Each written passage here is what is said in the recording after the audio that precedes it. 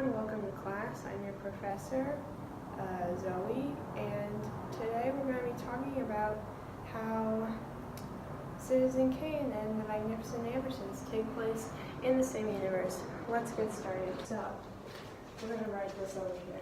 Citizen Kane. What do you need to know about Citizen Kane for this? Kane, the main character, he owns a newspaper. It's called The Inquirer. Most important, we need to know that Kane has a best friend named Jed. This is important because Jed writes for the theater column. Okay, great. Who is Jed played by? This is important. It's Joseph Cotton. We're going to write JC right there. Not Jesus Christ, but close. Citizen Kane. Magnificent Ambersons. We're going to just call it MA, Massachusetts. It's about a family in the 19th and 20th century. 19/20. Great. There's a person named Philip? I want to say, let me check. Eugene. Okay, Eugene. Also played by Joseph Cotton. JC. Boom. Here's what we need to know so far. Do we got it? We got it. Okay. So, now, both of these characters are played by Joseph Cotton. They're both directed by Orson Welles. Who fucking cares? Not me. Why is this important? This is a still from the movie The Magnificent Ambersons. As you can see, it is The Inquirer. And as you can see, if you look a little closer, that's Jedediah Leland. We're going to circle that. Okay, great. So, this is proof that Citizen Kane and Magnificent Ambersons take place in the same universe. That sets the stage for the next part of this video, which is us doing math. We love math. Citizen Kane, Mr. Kane, if you will, was born in the year 1862. And Jed Leland is older than Kane, so we're going to say he was born in 1855. In the year 1914,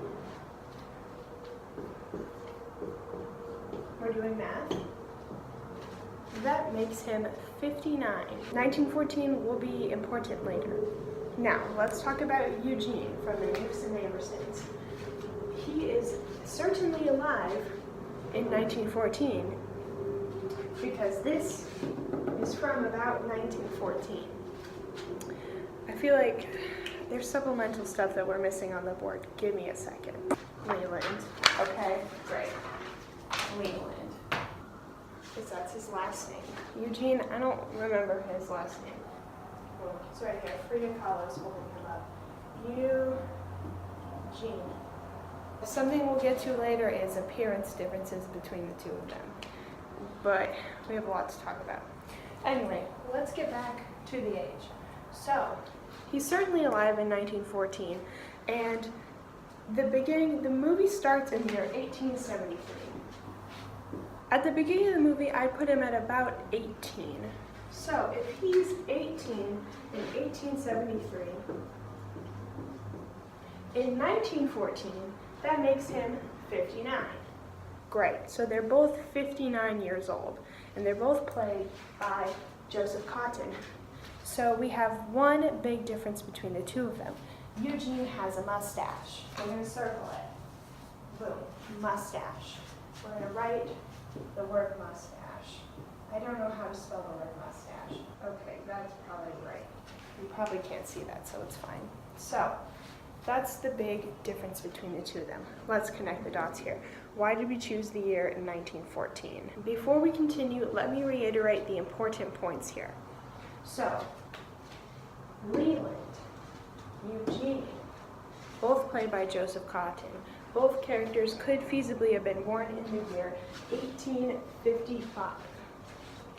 So, that would make them the same age, and because Eugene is looking at The Inquirer, and we see a picture of Jedediah Leland, and his Broadway corner, we know that is entirely possible. Actually, not even entirely.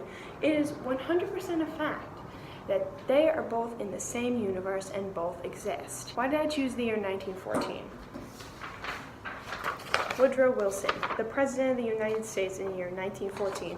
We see a photograph of him on the wall in the background of a scene that happens right before the scene where we see the Inquirer. So, therefore, deciding that it is 1914 is entirely possible. So this is where the number 1914 is coming from. What does this mean? This means, obviously, as I've said, that both Citizen Kane and Magnificent Ambersons take place in the same universe. This could mean that they are both twins separated at birth because, as we've established, they're the same age and they look exactly the same, but I want to pose a different theory to you all. A new film came out in mid-March and it is called Us. Now, what is the plot of the movie Us? Basically, that everyone in the world, mild spoilers for us, that everyone in the world has a doppelganger, I suppose, called a tethered. And that the tethered is basically the creepy version of yourself. Jed and Eugene, they look exactly the same. What's the big difference? What's the thing that makes one of them just a little bit off? The mustache. You can't see me. The mustache. The mustache. What do we know about Eugene and about Jedediah? What we know about Jedediah is that he is a man of morals. He is a good character. He loves the theater. He's always honest. And he has morals, he has integrity. He wants to work for a newspaper with integrity. He's a good man. Eugene, on the other hand, causes a lot of problems in Magnificent Ambersons. I'm not saying he's a bad person, but I am saying that a lot of the conflict is because of him. Also, and this is important, Eugene is an inventor. You know what he invents? He invents cars. What did cars do to the environment? They made it bad. Climate change is real. What else do inventors of cars often have in common? Capitalism. So, from this we know that dear Eugene is a staunch capitalist. And if that's not evil, I don't know what is. In conclusion, Jedediah Leland and Eugene look exactly the same.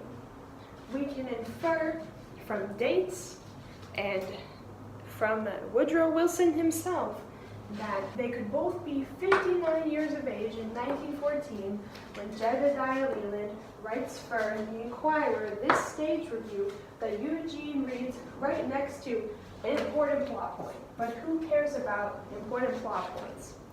Not us right now. They both exist in the same universe and they're both born in the same year.